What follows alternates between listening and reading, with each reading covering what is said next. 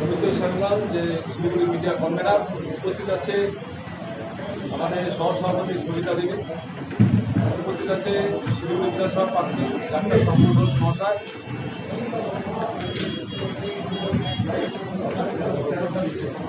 উপস্থিত হয়েছে শিলিগুড়ি সহসভাপতি কপিল বিশ্বাস কপিলদা। আগামীকাল মাননীয় স্বরাষ্ট্রমন্ত্রী অমিত শাহজি শিলিগুড়ি রাজপথে এক বিশাল র্যালির আয়োজন আমরা করেছি, উনি থাকবেন সেখানে। আমরা চাই মিডিয়া বন্ধুদের মাধ্যমে সমস্ত শিলিগুড়িবাসীকে সেখানে আসার নিমন্ত্রণ জানাচ্ছি। সকলে আসুন, বিকাল 4টার সময় র্যালি শুরু হবে। সেখানে সমাজের বিভিন্ন স্তরের ব্যক্তিরা থাকবে। সেই বেলাস মোড় থেকে সেই র্যালি ইয়ারগঞ্জ পর্যন্ত হবে, তার আমরা আয়োজন করেছি।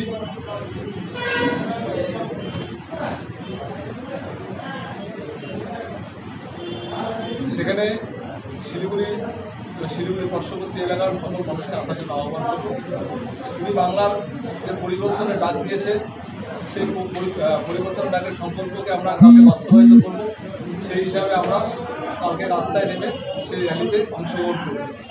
আর বিশেষ করে আমি শঙ্করদাকে বলবো, শঙ্করদা কিছু বিশেষ বক্তব্য আপনার সামনে রাখবেন বিষয়, সেই শঙ্করদাকে তুলে ধরা। সবাইকে ধন্যবাদ।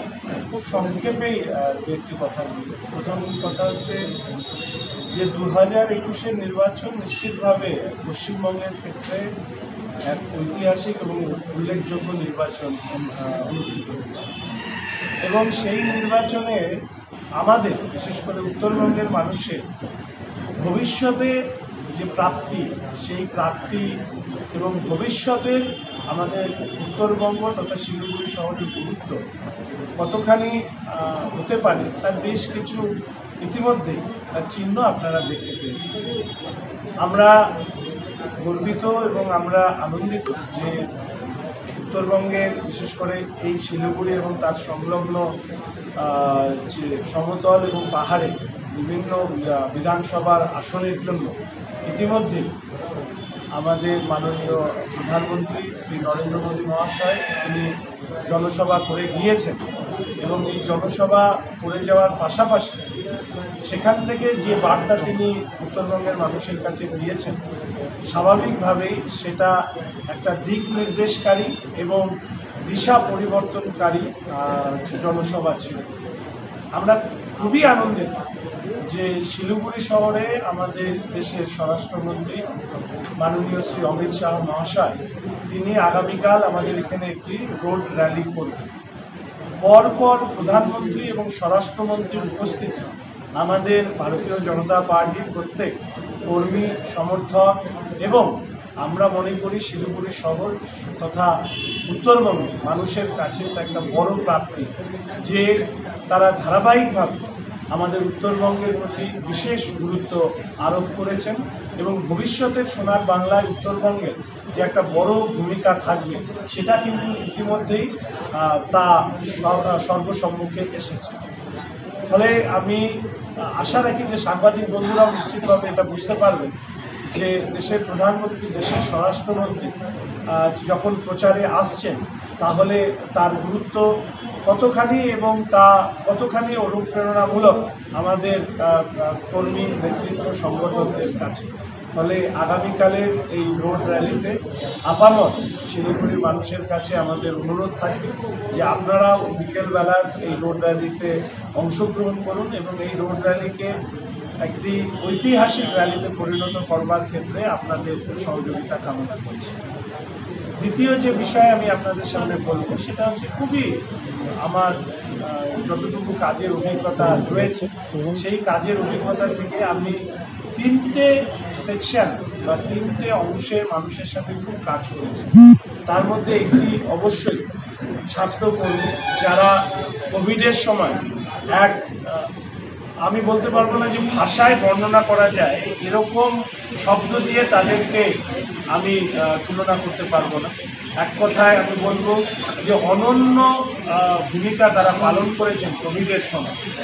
বিশেষ করে হেলথ ওয়ার্কাররা, ডাক্তার, নার্স সহ অন্যান্য চিকিৎসা অংশের সঙ্গে যুক্ত কর্মীদের পাশাপাশি হেলথ ওয়ার্কারদের ভূমিকা ছিল অনস্বীকার্য, কারণ তারা স্বল্প যে সাম্মানিক এবং স্বল্প ট্রেনিং, তার উপরে দাঁড়িয়ে আতঙ্কের পরিস্থিতির মাঝখানে দাঁড়িয়ে তারা মানুষকে যেভাবে আত্মবিশ্বাস জুগিয়েছে তা কিন্তু আমাদের সমাজ, আমাদের দেশ মনে রাখে।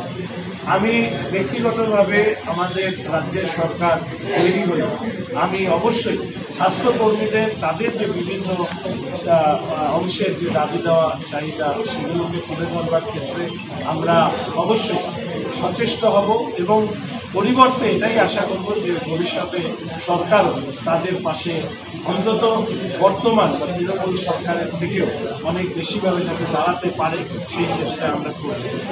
দ্বিতীয়ত হচ্ছে যে